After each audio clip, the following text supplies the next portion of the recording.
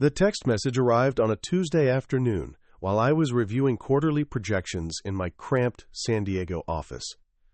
3 years. That's how long it had been since I'd sat at the same table as my entire family. And honestly, I'd grown comfortable with the silence.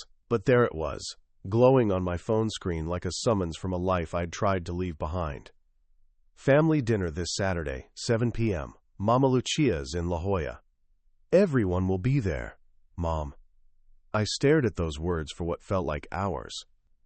My mother, Vivian, had a way of making invitations sound like court orders, each word carefully chosen to remind you of your place in the family hierarchy. Everyone will be there. Code 4. Your siblings have achieved things worth celebrating, and your absence would be noted.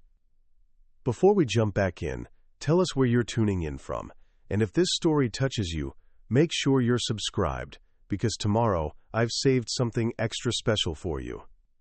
I set the phone down and returned to my spreadsheets, but the numbers blurred together. My mind drifted to the last family gathering, Jason's promotion celebration 3 years ago. He'd just made partner at his investment firm, and the whole night had been a parade of congratulations and champagne toasts. When someone asked about my little packaging project, the table had erupted in polite laughter. Still trying to save the world one cardboard box at a time? Jason had smirked, raising his glass. Even Monica, who used to defend me when we were kids, had simply looked away. That was the night I decided I was done. Done with the sideways glances. Done with the condescending questions about my hobby. Done with feeling like the family disappointment at every gathering. I'd built my sustainable packaging company from nothing, working 16-hour days in a converted garage. But to them, it would always be just Darren's idealistic phase. "You should go," Talia said from across the office, not looking up from her laptop. She had this uncanny ability to read my thoughts, probably from the years we'd spent building this business together. "When's the last time you've seen them?" "There's a reason for that," I replied, but my voice lacked conviction.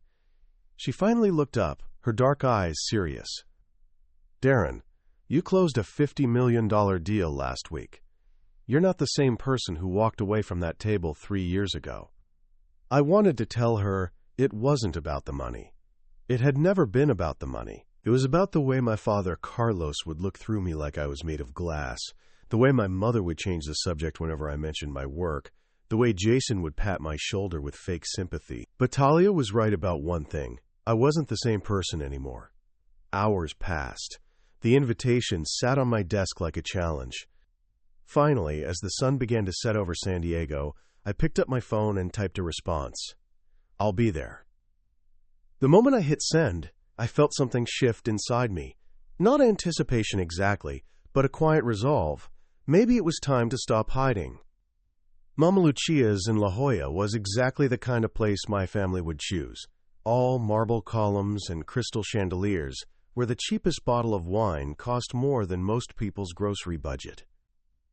I stood outside the restaurant for a full minute, watching valets in crisp uniforms shuttle luxury cars to hidden parking spots. A familiar weight settled in my chest, the same feeling I'd carried through childhood dinners where I never quite belonged. I'd chosen my clothes carefully that morning. Dark jeans and a navy button-down, clean but casual. Not the Armani suits my father preferred, not the designer dresses my mother collected, just me. 3 years ago, I would have agonized over what to wear, desperate to fit their mold. Tonight, I was done pretending to be someone else. The hostess led me through the main dining room to a private alcove where my family was already seated. The scene was painfully familiar, my parents at the head of the table, Monica and Jason flanking them like royal courtiers, and Ava, Jason's wife, sitting quietly with her hands folded. The only empty chair was at the far end, furthest from the center of attention. "Look who finally decided to leave the lab," Jason called out the moment I appeared, his voice carrying that practiced tone of superiority he'd perfected over the years. He was wearing a suit that probably cost more than my monthly rent, his hair perfectly styled, his smile as sharp as his words. "Jason," I nodded, taking my seat. The table felt enormous between us, like a canyon of unspoken grievances. "Darren," Ava's voice was genuinely warm as she leaned across the table. "It's so good to see you. How's the packaging company going? I've been reading about sustainable business practices and it sounds fascinating." Before I could answer, my mother's voice cut through the air like ice. "Ava, dear, let's not bore everyone with shop talk right away." Vivian's smile was razor-thin as she adjusted her pearl necklace. "We're here to enjoy each other's company." My father Carlos sat silent, his dark eyes taking in my appearance with the same expression he'd worn when I'd announced I was dropping out of law school to pursue environmental science. Disappointment wrapped in resignation, like he'd given up expecting anything different from me. Monica glanced at me briefly, her expression unreadable. She'd always been the hardest to figure out. Brilliant and accomplished, but somehow hollowed out by the family's expectations. We'd been close once, before the pressure of being a Reyes child had consumed us both. "You look well," she said quietly, then immediately turned her attention to the wine menu. I settled into my chair, feeling the familiar cocktail of isolation and determination. 3 years away had given me perspective, but sitting here now, surrounded by the people who'd shaped me through their indifference, I felt that old ache of wanting to belong somewhere I'd never quite fit. But tonight was different. Tonight, I had something they didn't know about yet, something that would change everything. I just had to wait for the right moment. The conversation started safely enough. Jason boasting about his latest acquisition deal. Monica discussing a high-profile case that had made the San Diego Tribune. My parents nodding approvingly at each accomplishment, like judges awarding points. I cut into my salmon and listened, playing the role I'd perfected years ago, the quiet observer at the edge of their golden circle. "The Henderson account alone brought in $2.7 million this quarter," Jason was saying, his chest puffed out like a peacock displaying its feathers. "The partners are already talking about expanding my portfolio." "That's wonderful, sweetheart," my mother beamed, her voice carrying the warmth she reserved for her favorite child. "Carlos, didn't you say the Henderson family owns that new development in Carlsbad?"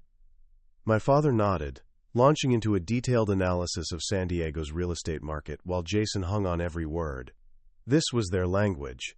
Numbers, deals, conquests. I'd grown up listening to these conversations, always feeling like I was missing some crucial translation guide. "And Monica," Vivian continued, turning to my sister, "tell us about that environmental lawsuit you won, the one against the chemical company." Monica's face brightened slightly. "The settlement was significant. 7 figures. It'll fund cleanup efforts for the next decade." "Impressive," my father said, his rare smile making an appearance. "Real impact, real results." I took a sip of wine and waited. In families like mine, success was always measured in dollars and headlines, never in the quiet work of building something meaningful. The irony wasn't lost on me. Monica had won a case about environmental protection, yet neither of my parents had ever shown the slightest interest in my environmental work. "So, Darren," Jason's voice cut through my thoughts, carrying that familiar edge of amusement, "still saving the planet one box at a time?" The table's attention shifted to me like a spotlight. I felt the weight of their collective gaze, the barely concealed mixture of pity and condescension I'd grown up with. "Something like that," I replied evenly, not taking the bait. "I mean, it's sweet," Jason continued, his tone suggesting anything but sweetness. "All that idealism, but at some point, don't you want to, make actual money?" Ava shot him a warning look, but he was too deep in his performance to notice. "Jason," she said quietly, "maybe we could." "No, it's fine," my mother interrupted, her voice taking on that artificially bright tone she used when she wanted to change subjects. "So, you're still doing that packaging thing?" The word thing hung in the air like a dismissal. 20 years of my life, 7 years of building a company from nothing, reduced to a thing that made her uncomfortable at dinner parties. "I am," I said simply, cutting another piece of salmon. My hands were steady, my voice calm. 3 years ago, I would have felt my face burning with embarrassment. Tonight, I just felt tired of their performance. Monica shifted uncomfortably in her chair, clearly sensing the familiar pattern beginning to unfold. But she said nothing, just reached for her wine glass and looked away. The silence that followed my mother's dismissal stretched longer than it should have, filled only by the soft clink of silverware against porcelain. I could feel the familiar weight of disappointment settling over the table like fog, the same atmosphere that had defined every family gathering for as long as I could remember. Then my father cleared his throat, and everyone's attention snapped to him like iron filings to a magnet. Carlos Reyes Sr. commanded respect through presence alone. 6 feet of quiet authority wrapped in a perfectly tailored suit, his salt and pepper hair combed back, his dark eyes reflecting decades of building an empire from nothing. "Jason's promotion is well-deserved," he began, his voice carrying the measured cadence of a man accustomed to being heard. "Investment banking is serious business. Real numbers, real consequences." He nodded approvingly at my brother, who practically glowed under the praise. "And Monica," he continued, turning to my sister, "that environmental case, 7 figures. That's the kind of legal work that changes industries, makes headlines, builds reputations." Monica straightened in her chair, absorbing the rare paternal approval like sunlight.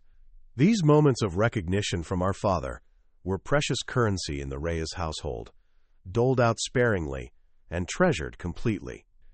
My father's gaze swept the table, lingering momentarily on each face before finally settling on me. The pause stretched uncomfortably, and I felt that familiar knot forming in my stomach, the same feeling I'd carried through childhood, waiting for a verdict that never came in my favor. "Everyone's doing well," he said finally, his tone shifting to something cooler, more distant, "building something real, something that matters in the world." Another pause, the kind of silence that felt like a judgment. Telling and preparing this story took us a lot of time, so if you are enjoying it, subscribe to our channel. It means a lot to us. Now back to the story. "I just hope you're making something out of your talents eventually, Darren." The words landed like a physical blow, not because they were shouted or cruel, but because they carried the weight of years of quiet disappointment. This was how my father operated. Never openly hostile, never directly confrontational, just the steady application of pressure wrapped in concern. "I am," I replied, my voice steady despite the familiar ache in my chest. Jason snorted quietly, earning a sharp look from Ava. My mother busied herself with her wine glass, avoiding eye contact. Monica stared at her plate, as if it held the secrets of the universe. "Good," my father said, but his tone suggested he didn't believe it. Because at 30, a man should know what he's building toward. Should have something to show for his efforts. Quote, "The subtext was clear. Real estate empires, investment portfolios, high-profile legal victories. These were things a man could show for his efforts, not some idealistic pursuit that made family dinners uncomfortable."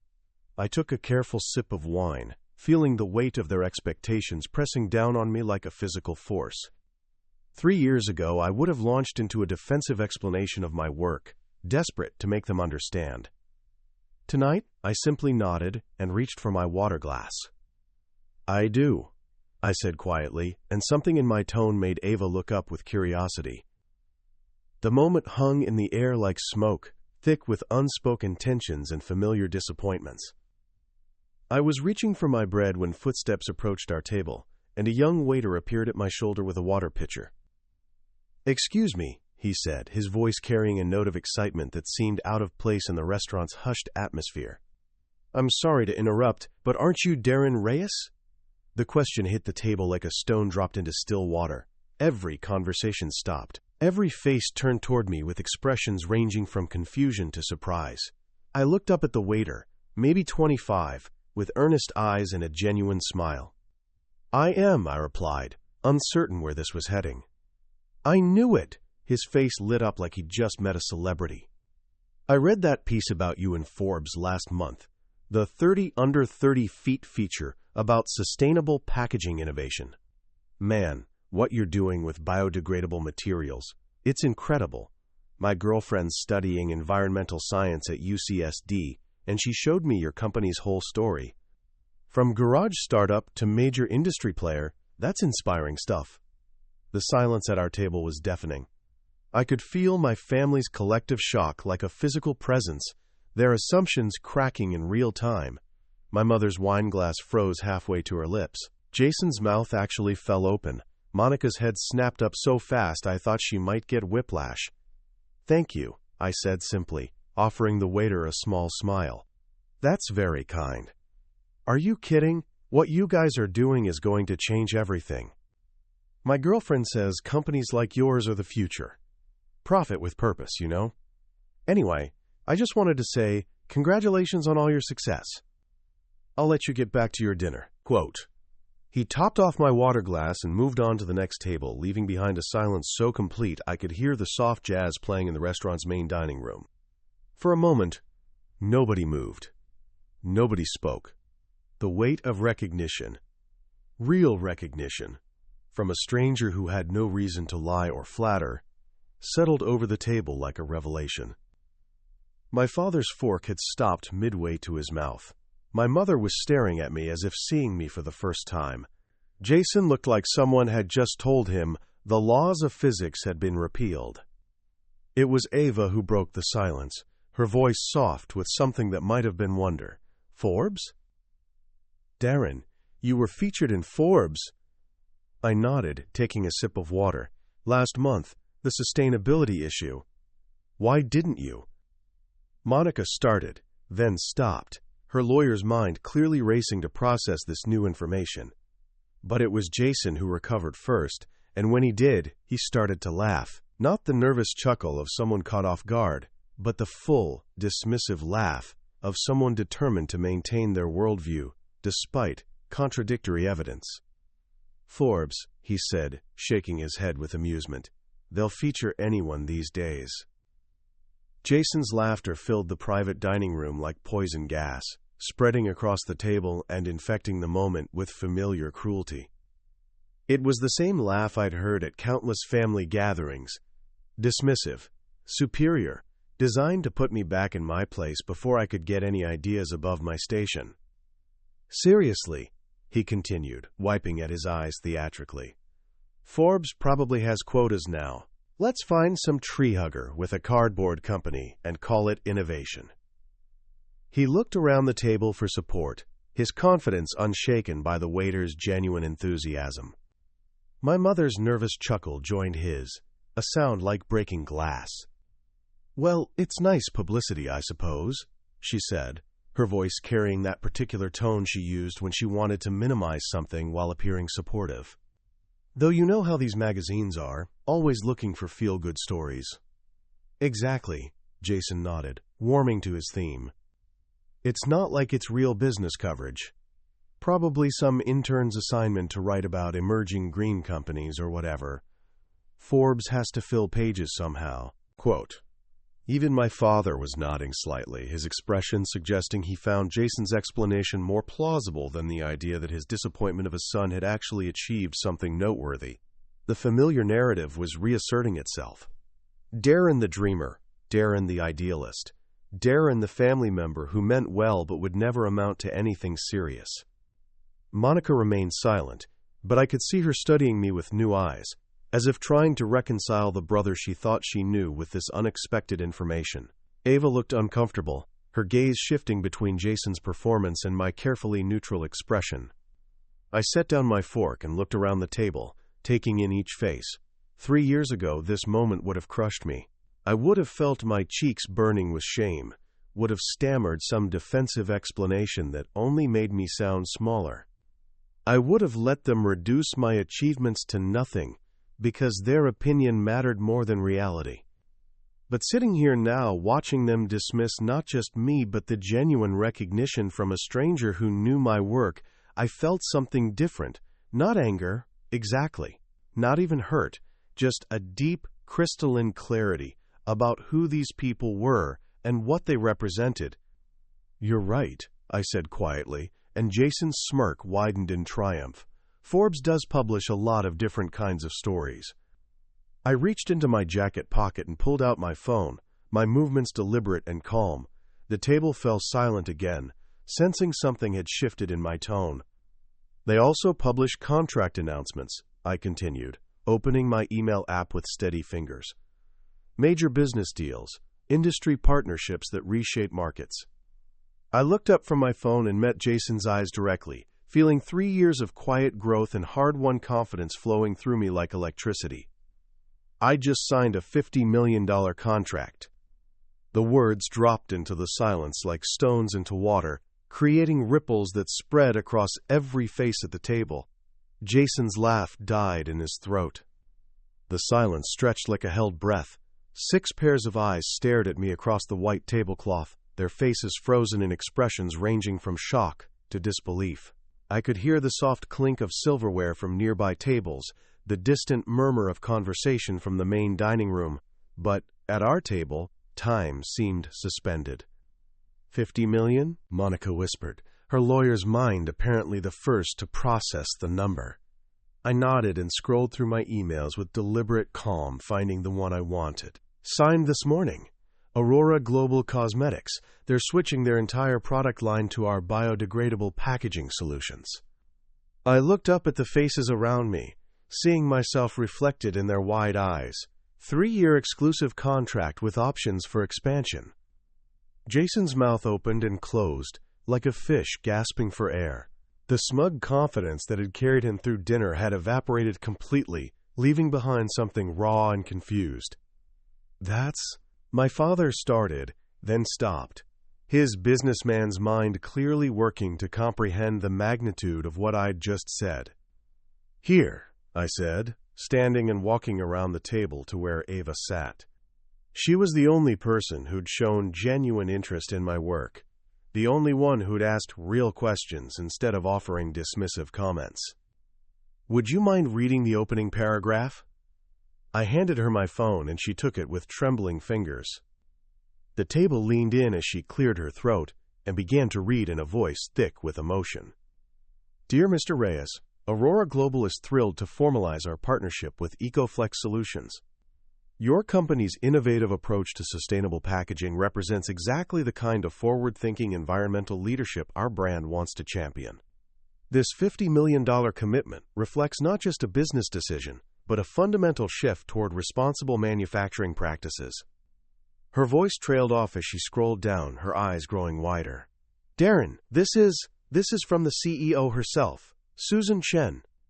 She's basically saying you're revolutionizing the industry."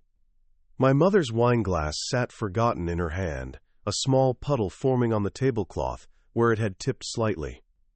$50 million, she repeated, as if saying it again might make it make sense. "It's the largest contract in our company's history," I said simply, returning to my seat. "We'll be hiring 40 new employees over the next 6 months, opening a second facility in Portland, expanding our research and development division." Monica leaned forward, her professional composure finally returning. "How did you do it? I mean, how does a startup land Aurora Global? They're massive." For the first time all evening, someone had asked me a real question. Not a dismissive comment wrapped in false concern, not a backhanded joke designed to minimize my work, but an actual question about something I'd accomplished. 7 years of building relationships, I said. 3 years of R&D developing packaging that's truly biodegradable without compromising product integrity. 2 years of pilot programs proving our solutions work at scale. I paused, looking around the table. And 1 very long presentation to their sustainability board last month. The weight of revelation settled over the table like evening fog. I could see my family struggling to reconcile the narrative they'd carried for years with the reality sitting before them. Jason stared at his plate, as if it might offer some explanation for how the world had shifted beneath his feet. My mother's carefully composed expression had cracked, revealing something vulnerable underneath. I pushed back my chair and stood, the simple movement causing everyone to look up at me with new attention. For the first time in my life, I commanded their complete focus, not through desperation or pleading, but through quiet strength. "Thank you for dinner," I said, my voice steady and calm. "And thank you for the invitation, Mom. I know it wasn't easy to reach out after all this time." "Darren, wait," my father said, his voice carrying an unfamiliar note of uncertainty. For 30 years, Carlos Reyes had been the final authority in every room he entered, but tonight he seemed smaller somehow, diminished by his own miscalculation. I turned to face him directly, seeing him clearly for perhaps the first time. Not the towering figure of judgment from my childhood, not the impossible standard I'd spent years trying to meet, just a man who'd been so focused on conventional success that he'd missed the real thing happening right in front of him. "You don't have to pretend now, Dad," I said gently. "We both know what this family thinks of my choices, what you've always thought." "That's not," he started, then stopped, perhaps realizing that any denial would sound hollow after the evening's events. Monica shifted in her chair, and I saw something in her expression I hadn't seen in years. The sister who used to defend me when we were children, before the family's expectations had worn her down into complicit silence. "Darren," she said quietly, and the single word carried the weight of years of unspoken apology. I nodded at her, a small acknowledgement that some bridges might still be worth rebuilding. Someday. "Ava," I said, turning to Jason's wife, "I'd love to talk more about your girlfriend's environmental science studies. Here's my card." I pulled out a simple business card, no gold embossing, no fancy design, just clean typography and contact information. "Maybe we can connect sometime." Her smile was radiant as she took the card. "I'd love that. And Darren, congratulations. What you've built, it's incredible." I looked around the table one final time, taking in each face. 3 years ago, I would have left this dinner feeling crushed, diminished, apologizing for taking up space in their perfect world. Tonight, I felt something I'd never experienced in this family's presence: peace. "I came tonight because I owed myself closure," I said, my words deliberate and clear. "Not your approval. I stopped needing that a long time ago." I turned and walked toward the restaurant's exit, my footsteps steady on the marble floor. Behind me, the silence stretched on, broken only by the soft sounds of a family finally confronting the truth about who they'd chosen to overlook. The drive back to my apartment felt like emerging from underwater. I rolled down the windows and let the cool San Diego evening air wash over me, carrying away the lingering tension from dinner. By the time I pulled into my parking space, I felt lighter than I had in years. Talia was waiting on my couch when I walked in, a bottle of champagne chilling in a bucket on my coffee table. She looked up from her laptop with that knowing smile she wore when she'd been proven right about something. "So," she said, closing the computer and leaning back against the cushions, "how did it go?" I kicked off my shoes and collapsed into the chair across from her, suddenly exhausted. "Exactly like you said it would." "They dismissed the Forbes thing?" "Jason called it a quota for tree huggers. My mother said it was nice publicity." I laughed, but there was no bitterness in it anymore. They were so convinced I was still the family failure that they couldn't see anything else. Talia popped the champagne cork with practiced efficiency, the sound echoing off my apartment's modest walls. "And then you told them about Aurora Global." "And then I told them about Aurora Global." I accepted the glass she offered, watching the bubbles rise to the surface. "You should have seen their faces, Talia." Complete shock, like I'd announced I was an alien. "To the ones who never believed in us," she said, raising her glass. We clinked glasses and drank, but instead of triumph, I felt something quieter settling in my chest. You know what the strangest part was? When I was walking out, my father tried to say something. For a second, he looked like he wanted to, apologize? Explain? What did you tell him? That he didn't have to pretend now. I swirled the champagne in my glass, watching the light catch the liquid. For 30 years, I thought if I could just achieve enough, be successful enough, they'd finally see me. But tonight I realized something. They were never looking. Talia nodded, her expression serious. "That's their loss, Darren. You know that, right?" "I do now." I pulled out my laptop and opened a new document. "I want to write something, a blog post maybe. Call it, 'For the Ones They Never Believed In.' What are you going to say?" I stared at the blank page for a moment, then began typing. "That success isn't about proving people wrong. It's about staying true to yourself, even when everyone around you thinks you're crazy." I looked up at her. That sometimes the people who are supposed to love you unconditionally are the ones who can't see you clearly. And that chosen family matters more than blood family? Especially that. I smiled at her. This brilliant woman who'd stood beside me through 7 years of 18-hour days, failed prototypes and rejection letters. We built something beautiful, Talia. Not just the company, this partnership, this friendship, everything we created together. She raised her glass again. To the family we chose. To the family we chose, I echoed and began to write. 3 weeks later, I stood in the wings of the San Diego Convention Center, adjusting my tie and watching 1,200 sustainability professionals take their seats for the Global Environmental Innovation Summit. The blog post I'd written that night after dinner had somehow struck a nerve, shared thousands of times across social media platforms, picked up by business publications, and eventually landing me this keynote invitation. My phone buzzed with another message from a stranger whose life had been touched by my story. A college student in Ohio who'd almost dropped out of engineering school because her family called her renewable energy passion a waste of time. A middle-aged man in Portland who'd started his own organic food company after reading about staying true to your vision. A young woman in Austin whose sustainable fashion startup had just landed its first major client. For the ones they never believed in had become more than a blog post. It had become a rallying cry for anyone who'd ever felt dismissed by the people who were supposed to support them most. The conference organizer appeared at my elbow. "Mr. Reyes? You're on in 2 minutes." I nodded, taking a deep breath as the introduction began echoing through the auditorium. "Ladies and gentlemen, please welcome the CEO of EcoFlex Solutions, featured in Forbes 30 Under 30, and the visionary behind the largest sustainable packaging contract in industry history." As I walked onto the stage, the applause washing over me like a wave, I thought about the letter that had arrived yesterday. Monica's handwriting on cream-colored stationery, her lawyer's precision evident in every carefully chosen word. "Darren, I've been thinking about our dinner, about the things that were said and the things that weren't. I'm proud of what you've accomplished, and I'm sorry it took a $50 million contract for me to say it.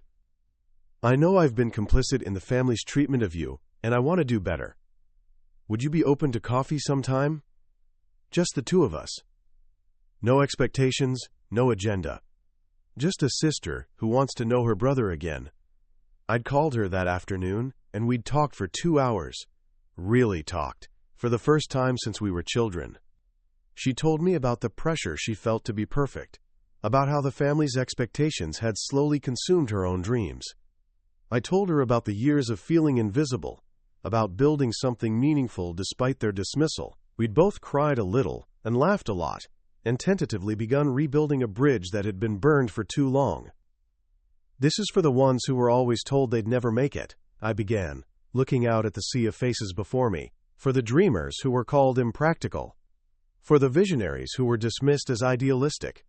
For everyone who ever believed in something bigger than themselves, even when nobody else did." The audience leaned forward, and I smiled, thinking of Talia in the front row, of Monica's letter, of that young waiter who'd recognized me at dinner. Your worth isn't determined by their approval. Your success isn't measured by their standards. And your dreams don't need their permission to come true. Up next, we have 2 more incredible stories that are waiting for you. Just click the image you want to watch, and it will take you there. If you enjoyed this video, make sure to subscribe. It would mean a lot.